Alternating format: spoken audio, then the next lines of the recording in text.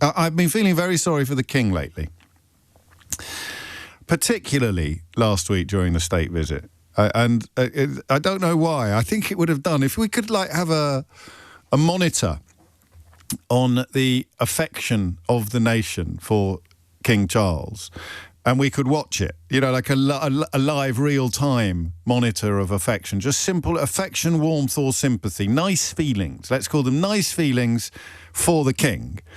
And he didn't have to rely on phone-ins, like 0898 numbers to the Daily Express. So utterly pointless canvases of public opinion. If you had that in place, I think it would have rocketed last week. Even people that are Republicans or don't particularly like having a royal family, regardless of who's in it, or people who perhaps thought that the regard in which they held the royal family will dissipate with the departure of the last Queen. The way King Charles stepped up to the plate and took one for the team by hosting the Mango Mussolini in Windsor Castle. I don't even know that we noticed how ridiculous it was at the time.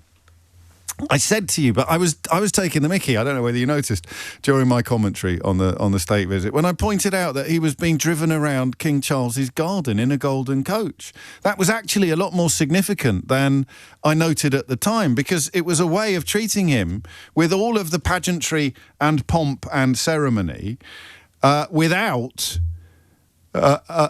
exposing him to the crowds that would have gathered to tell him what they thought of him. So it was an exceptional piece of diplomacy. Donald Trump comes to England, where almost everybody thinks he's ridiculous.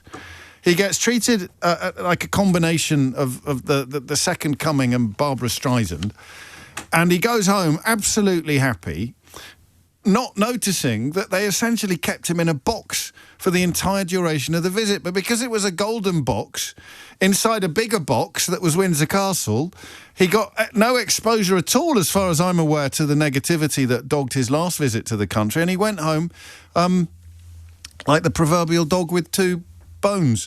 I salute everybody involved in that at the palace. I really do. I don't think I've ever done that before. I think it was an act of what's the word I want?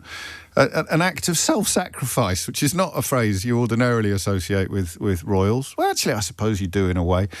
It was beautiful. It was beautiful. So I have been feeling very sorry for King Charles. I have a lovely image of him. I don't know why in this image Camilla is smoking. I don't think she smoked cigarettes for a while now, but I have this lovely image of him shutting the door himself, not with a footman or something like that, slumping back against it like, oh, Camilla sparks up a silk cut and go, oh, thank God that's over, darling. It's just like a sort of, like the Ledbetters, like Margot and Jerry in the Good Life. I just have this image of them getting them out the door, or Leonard Rossiter in Reggie Perrin, getting them out of the door, shutting the door behind them, throwing the bolts in case they come back. She's forgotten her bloody handbag. Throwing the bolts and going, oh, do you know what? I haven't smoked for 40 years, but I'll have one of those, darling, if you don't. Thank God they've gone.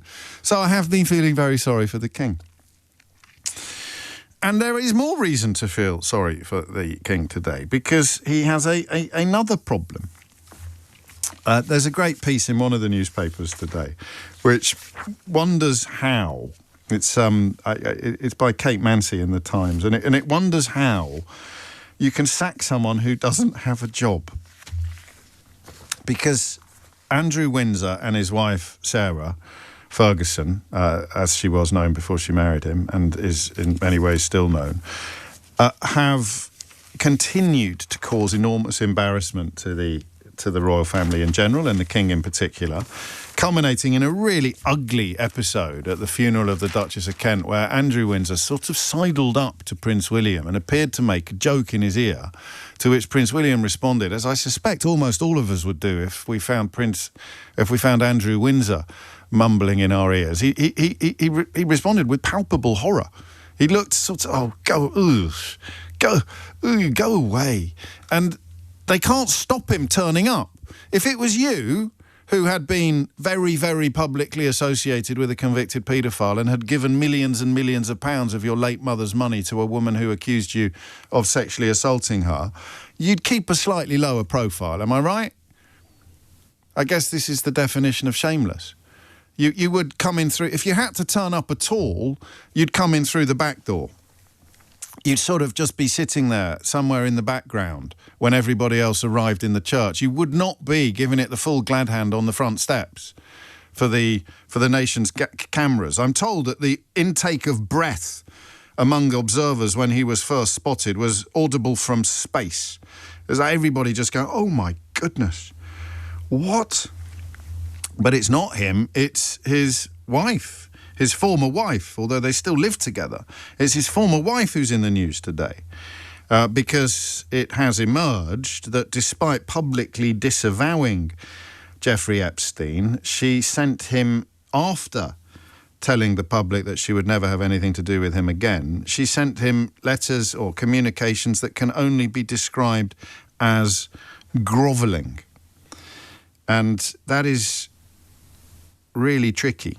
It's the same territory that Peter Mandelson found himself in. And Peter Mandelson, of course, got fired from his job when it emerged that he had been treacly. It's not just retaining contact with the man, which is pretty gross anyway, but it's the incredibly purple language deployed to keep relations alive. So Mandelson got done essentially for being so grossly sycophantic towards Epstein after his crimes, or some of his crimes, had been established. And what she has done is actually almost identical. She has written to him apologising for publicly disavowing him.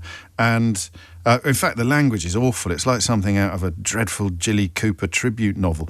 I know you feel hellaciously let down by me from what you were either told or read, and I must humbly apologise to you and your heart for that. You have always been a steadfast, generous and supreme friend to me and my family. So if Mandelson was an 8 on the ick factor, she's gone up to 11. She's done the Spinal Tap on the ick factor and gone up to 11. As you know, I did not, absolutely not, say the P word. That's paedophile, spoiler alert, about you, but understand it was reported that I did. Her defence, which I am duty-bound to share with you, is that she was really worried that the paedophile was going to sue her for calling him a paedophile. And therefore she had to privately reach out with incredibly warm words of love from her heart, while publicly insisting that she was never going to have anything to do with him again and she wished she'd never met the bloke. So this is a growing problem in a way.